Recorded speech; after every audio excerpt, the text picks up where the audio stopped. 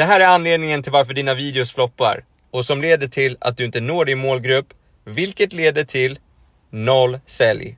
Så nummer 1, du har dåliga hooks i början av videon. Nummer 2, du postar bara på en plattform. Nummer 3, du är för osympatisk och energilös. Nummer 4, du ger inget värde till den som tittar. Nummer 5, du skapar alldeles för långa videos. Nummer 6, du pratar inte till kameran. Och nummer 7, du pratar alldeles för sakta.